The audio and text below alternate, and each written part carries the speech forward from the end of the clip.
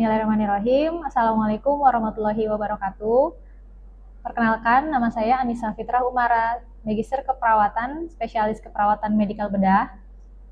Saya adalah seorang dosen dari program studi S1 Keperawatan dan Pendidikan Profesi Nurse, Fakultas Ilmu Kesehatan Universitas Muhammadiyah Tangerang. Pada hari ini, saya akan menjelaskan terkait dengan rancangan pembelajaran semester atau RPS dengan mata kuliah Keperawatan Dasar Kardiovaskuler 1 yang memiliki kode mata kuliah MKIK 303.1. Adapun mata kuliah ini diberikan pada mahasiswa semester 6. Bobot SKS pada mata kuliah Keperawatan Dasar Kardiovaskuler 1 ini yaitu sebanyak 2 SKS dengan rincian 1 SKS teori dan 1 SKS praktik. Adapun evaluasi yang dilakukan pada mata kuliah ini yaitu terdiri dari ujian tengah semester, ujian akhir semester, ujian praktik, tugas latihan, dan keaktifan.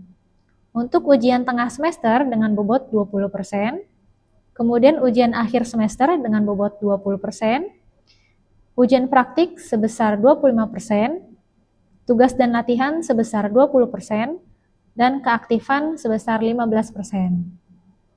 Luaran akhir dari mata kuliah KDKV 1 ini yaitu mahasiswa diharapkan dapat membuat satu buah media edukasi. Adapun capaian pembelajaran mata kuliah atau CPMK dalam pertemuan ini yaitu melakukan pengkajian pada sistem kardiovaskuler dengan benar dengan sub CPMK atau kemampuan akhir tiap tahap belajar, yaitu mahasiswa diharapkan mampu melakukan pengkajian dengan anamnesis dan pemeriksaan fisik sistem kardiovaskuler melalui cara inspeksi, palpasi, perkusi, dan auskultasi.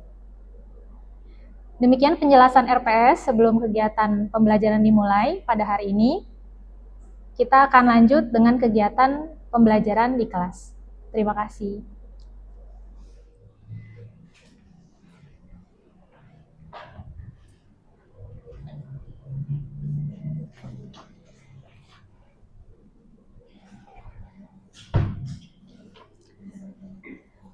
Ya.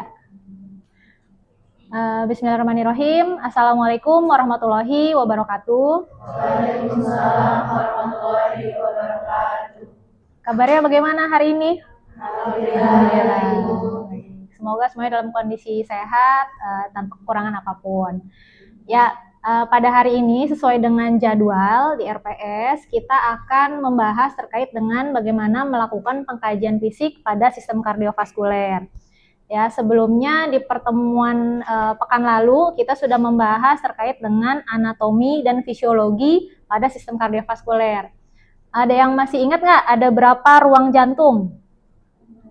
Ada 4. Oke, ada ruang apa aja? Ventrikel kanan, ventrikel kiri, atrium kanan, atrium kiri. Oke. Ya, nah ini nanti akan menjadi bekal kita ketika kita mau melakukan pengkajian fisik pada sistem kardiovaskuler ya. Mau tidak mau kita harus paham dulu terkait dengan anatomi dan fisiologi pada sistem kardiovaskuler. Nah, pada pertemuan hari ini adapun tujuannya yaitu diharapkan mahasiswa dapat memahami tahapan dari pengkajian fisik pada sistem kardiovaskuler. Kemudian memahami pengkajian sistem kardiovaskuler dengan cara inspeksi, palpasi, perkusi, dan juga auskultasi. Serta nanti kita ada praktiknya ya, di pertemuan berikutnya diharapkan mampu melakukan pengkajian pada sistem kardiovaskuler. Nah, kita masuk kepada tahapan yang pertama yaitu melakukan inspeksi. Apa sih inspeksi? Melihat ya, jadi kita melakukan pengkajian dengan cara melihat. Misalnya ada pasien yang datang ke rumah sakit atau ke ruangan, ke IGD, kita lakukan pengkajian dengan cara melihat. Apa yang kita lihat? Dari ujung kepala sampai ke ujung kaki. Misalnya kalau pada pasien dengan gangguan kardiovaskuler, ada nggak dia sesak nafas? Gitu ya. Kemudian apalagi, ada nggak edema di tungkai misalnya? Itu bisa kita lakukan dengan cara inspeksi. Kemudian yang paling awal biasa kita lihat dari area wajah, ada tanda-tanda yang bisa menjadi tanda ya bahwa seseorang ini mungkin mengalami risiko penyakit kardiovaskuler atau bahkan mungkin sudah mengalami masalah kardiovaskuler. Misalnya apa? Kita lihat di sini dari area mata. Ya, dari area mata, di sini kita akan lihat adanya sklera ya, di area sklera. Di sini ada arcus senalis. Ya, jadi arcus senalis apa? Arcus senalis nih di area sklera ini ada lingkaran yang berwarna putih. Nah, kondisi ini bisa menunjukkan bahwa seseorang mengalami kelebihan kadar kolesterol. Nah, nanti di rumah kalau sambil ngaca boleh sambil lihat ya. Ada nggak nih arcus senalisnya? Kemudian yang berikutnya adalah santelasma. Ya, pernah nggak lihat seseorang dengan di area kelopak matanya ada bagian berwarna kuning? Ada yang pernah lihat? Kalau misalnya nanti ketemu pasien, coba ya diperhatikan ya, ada nggak area berwarna kuning di kelopak mata yang disebut dengan santelasma. Nah, ini juga menunjukkan bahwa seseorang itu bisa jadi mengalami kelebihan kadar kolesterol dalam darah, gitu ya. Kemudian kita bisa lihat juga di area leher, misalnya ada nggak distensi vena jugularis, ya, atau peningkatan tekanan pada vena jugularis. Kemudian berikutnya ke area dada, di mana kita bisa lihat di sini ada tidak penggunaan otot bantu pernafasan, betul. Ya, kemudian kita lihat perbandingan antara dinding toraks bagian depan dengan dinding toraks bagian belakang. Nah, di sini terlihat bahwa ini adalah gambaran dinding toraks pada pasien yang sehat, gitu ya. Kemudian yang sebelahnya pada pasien mengalami barrel chest atau dada tong. Itu. Nah, berikutnya kita lakukan inspeksi yang ada di jari-jari kita. Ya, misalnya pada pasien-pasien itu biasanya terlihat pucat, itu ya. Kalau kita kan normalnya bisa dilihat telapak tangannya warnanya apa? Kemerahan, gitu kan ya, pink gitu. Nah, pada kondisi-kondisi tertentu kita bisa menemukan pasien dengan gangguan kardiovaskuler, misalnya kelainan katup, ya, di sini mengalami adanya clubbing finger.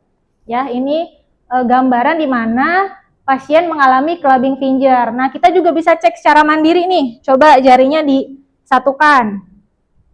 Jari telunjuk boleh atau jari ibu jari ya, disatukan. Kita lihat di bagian ujungnya ini terbuka atau tertutup. Coba dilihat jarinya masing-masing. Tertutup ya. Berarti kondisinya insya Allah normal ya. Kalau misalnya ada clubbing finger atau jari pentol korek api, itu biasanya dia sudutnya lebih besar, ya, terbuka. Gitu. Sedangkan kalau yang normal seperti ini menyatu, menutup. Ya, jadi itu bisa lihat yang menunjukkan adanya gangguan hipoksia ya, yang sudah berat, sudah lama. Misalnya pada pasien-pasien dengan gangguan katup jantung seperti itu. Kemudian setelah inspeksi kita lakukan palpasi. Apa sih palpasi?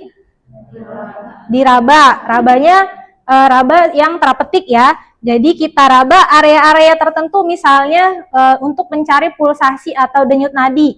Di area mana aja tuh? Temporalis misalnya ya. Coba diraba temporalisnya, ada nggak denyutnya? Ada tapi mungkin nggak terlalu terasa ya. Kemudian yang paling terasa biasanya di area karotis. Coba dirasa di area karotis ya.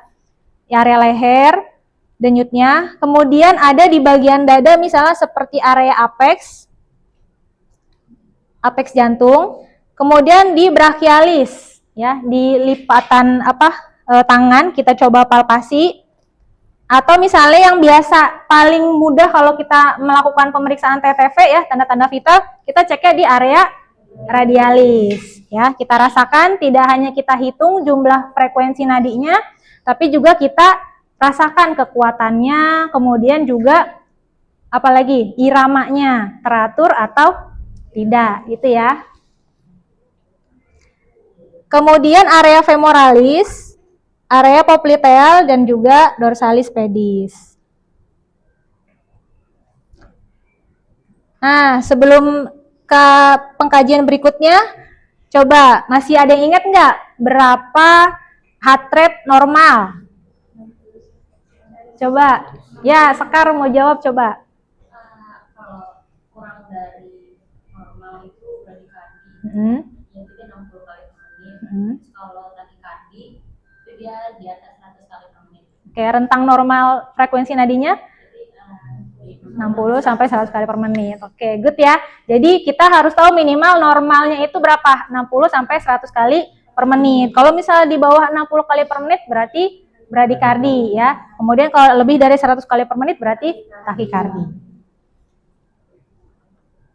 Kemudian kita lanjutkan, palpasi yang berikutnya adalah pitting edema. Pada pasien dengan gangguan kardiovaskuler, biasanya kita menemukan edema di area tungkai, ya, di area kaki. Jadi kita lakukan pitting edema, kita cek untuk mengetahui kedalaman edemanya itu seberapa besar gitu ya. Di sini ada grade-nya, mulai dari grade 1, grade 2, grade 3 sampai dengan grade 4. Semakin banyak cairan yang terkumpul di dalam rongga intersisial yang ada di tungkai, berarti cairannya akan semakin banyak ya. Kemudian tahapan berikutnya yaitu kita lakukan perkusi. Diapain perkusi? Diketuk ya. Gimana cara melakukan ketuk jarinya? Oke, dengan tangan yang dominan ya. Kemudian jari yang non dominannya di area yang akan diketuk. Nah, ini gambaran perkusinya. Kita di sini akan melakukan perkusi pada area jantung. Normalnya ketika kita melakukan perkusi jantung akan terdengar apa? Suara dullness atau pekak ya. Kemudian yang terakhir adalah kita lakukan auskultasi. Apa tuh auskultasi? Melakukan pemeriksaan dengan cara mendengar ya. Di sini kita lakukan auskultasi untuk mengetahui suara dari jantung ya. Suara jantung normalnya apa? S1, S2 atau loop ya. Jadi nanti kita mengidentifikasi suara jantung berdasarkan letak dari katupnya gitu ya. Nanti akan kita lanjutkan di pertemuan berikutnya dengan melakukan praktik langsung kepada pasien dengan gangguan kardiovaskuler. Baik, barangkali itu saja untuk pertemuan kita hari ini. Ini daftar pustaka yang saya gunakan. Nanti Anda sekalian bisa menggunakan daftar pustaka ini sebagai bahan bacaan tambahan ya setelah perkuliahan atau nanti ketika ada penugasan. Semoga bermanfaat. Terima kasih, saya tutup. Kemudian silahkan jika ada yang ingin bertanya, boleh ditanyakan. Ya.